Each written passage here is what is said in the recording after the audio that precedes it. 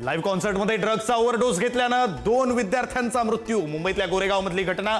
मृत तरुण आणि तरुणी एमबीएचे विद्यार्थी.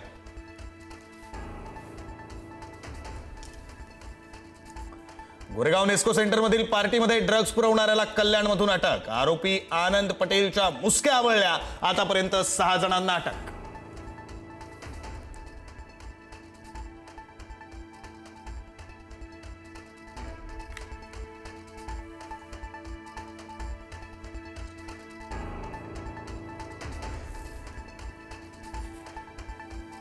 बोंधो अशोक खरातला पुन्हा 5 दिवसांची पोलीस कोठडी. 4थ्या गुन्ह्यामध्ये 18 एप्रिलपर्यंत खरातची रवानगी.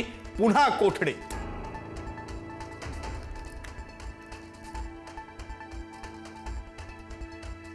अशोक खरात प्रकरणामध्ये ईडीच्या हाती मोठं घबाड. 10 कोटींच्या मालमत्तेची कागदपत्रांच्या आधारे ओळख पटली. बँकेतील 2,50,00,000ची रक्कम गोठवली. मर्सिडीज जप्त.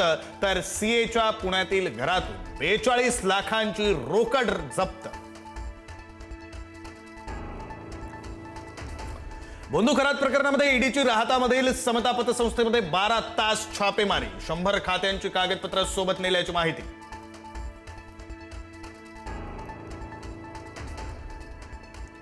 त्र्यंबकेश्वर संस्थानचा विश्वस्त पुरुषोत्तम कडलगला अटक. महादेवाच्या दर्शनाच्या काळा बाजार प्रकरणी त्र्यंबकेश्वर पोलिसांची कारवाई. 2 दिवसांपूर्वी कडलगच्या पुतण्याविरोधात करण्यात आला होता गुन्हा दाखल.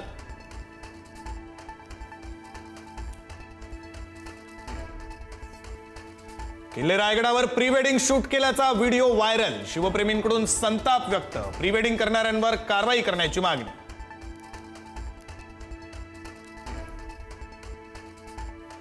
सांस्कृतिक कार्यक्रमामध्ये जहाल नक्षलवादी हिडमाचं उदात्तीकरण. समाज कल्याण विभागाच्या पुण्यातील वसतिगृहातील प्रकार. हिडमाचं उदात्तीकरण असलेलं गाणं विद्यार्थ्यांकडून सादर. नवा वाद निर्माण होण्याची शक्यता.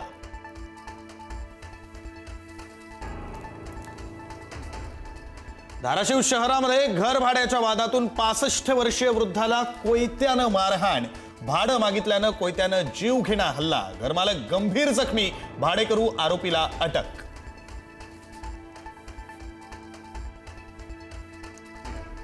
अमेरिका इराणमध्ये चर्चेची दुसरी फेरी लवकरच. गुरुवारपर्यंत चर्चेची दुसरी फेरी होण्याची दाट शक्यता. इराण चर्चेसाठी अत्यंत उत्सुक. ट्रम्प यांचा दावा.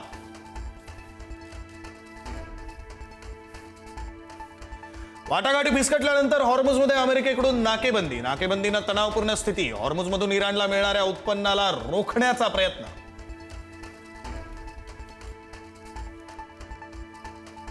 भारतीय जहाजांना हॉर्मुझमधून सुरक्षितपणे बाहेर पडण्यासाठी सहकार्य करण्याचं इराणचं आश्वासन. भारत आणि इराणमध्ये सकारात्मक चर्चा सुरू. इराणकडून हॉर्मुझमधून वाहतुकीसाठी नवा नकाशा.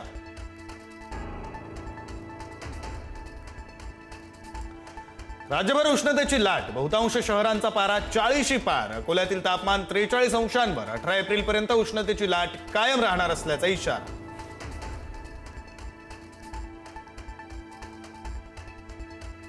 भारतीय संविधानाचे शिल्पकार भारतरत्न डॉक्टर बाबासाहेब आंबेडकरांची आज जयंती. राज्यपाल, मुख्यमंत्री आणि उपमुख्यमंत्र्यांकडून चैत्यभूमीवर बाबासाहेबांना अभिवादन.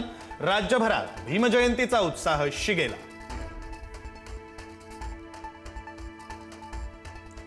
पंतप्रधान मोदींकडून डॉक्टर बाबासाहेबांना अभिवादन. दिल्लीतील संसद भवनामध्ये आंबेडकरांच्या पुतळ्याला मोदींकडून वंदन.